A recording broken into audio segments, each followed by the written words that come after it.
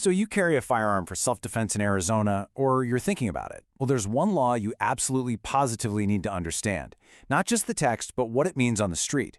We're talking about the defensive display. It's a very specific tool with some very specific rules. So let's break it down. But first, and this is the most important thing I'll say, a crucial disclaimer.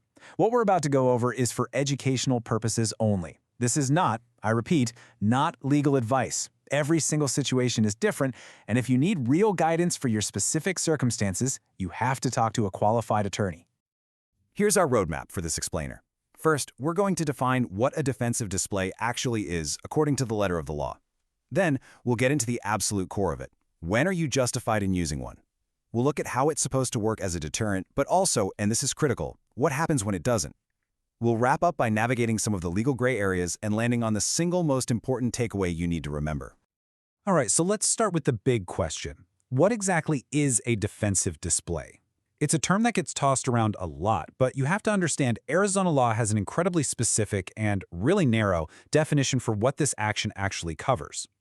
If you look at the actual statute, 13421, the law sees this as a threat of physical force, and it's only justified when a reasonable person would believe that physical force is about to happen.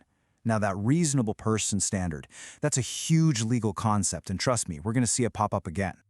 And get this, the law is crystal clear about what actions count. There are only 3 protected actions. That's it. Number 1, verbally telling an aggressor, I have a firearm. Number 2, actually showing the firearm in a protective way. And number 3, simply placing your hand on your gun while it's still in the holster or a bag. Anything, and I mean anything beyond these 3 steps, is not a defensive display. It's something else entirely, and it falls under different, much more serious laws. Okay, so we've got the what down, but now we come to the single most important question. When are you legally allowed to do it? This is where we hit what's called the justification threshold. And here is the hard line the law draws in the sand. A display is only justified when you're facing a threat of physical force. That means someone is actually hurting you, making you believe you are about to be hurt, or touching you in a way that's meant to injure or provoke. Now, here's what it does not cover, and this is huge. Words. Just words. It doesn't matter how insulting, how offensive, how nasty someone gets. Verbal provocation alone does not legally justify you displaying a firearm. Period. And this connects right back to Arizona's definition of assault. The key thing here is that assault doesn't actually require physical contact. If someone intentionally acts in a way that makes you reasonably fear you're about to be physically injured, that in itself can be assault. And since that counts as an attempted use of unlawful physical force, well, that can meet the standard for a defensive display. Now let's talk about the whole point of this law.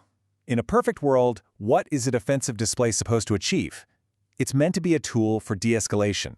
The goal is to stop a threat before it ever turns violent. And you know what? The data shows that in that best-case scenario, it is incredibly effective. One of the biggest surveys on this subject found that in a whopping 82% of defensive gun uses, not a single shot had to be fired. The mere presence of the firearm was enough to end the confrontation right then and there. That's the ideal outcome, right? Threat over, everyone walks away. But that statistic, it immediately brings up a very different and very serious question. What happens when it doesn't work? What about that other 18%? This is where we step into the most dangerous phase of any self-defense encounter. The moment an aggressor sees a firearm and decides to continue their attack anyway, everything changes in a split second. The instant an aggressor ignores your firearm, your physical danger and your legal risk don't just go up, they go up exponentially. And that's because you've just lost control of the tempo of the situation. You are no longer acting. You are forced to react. Think about what has just happened. They have seen the ultimate deterrent. They have calculated the risk in their own mind, and they have decided to attack anyway.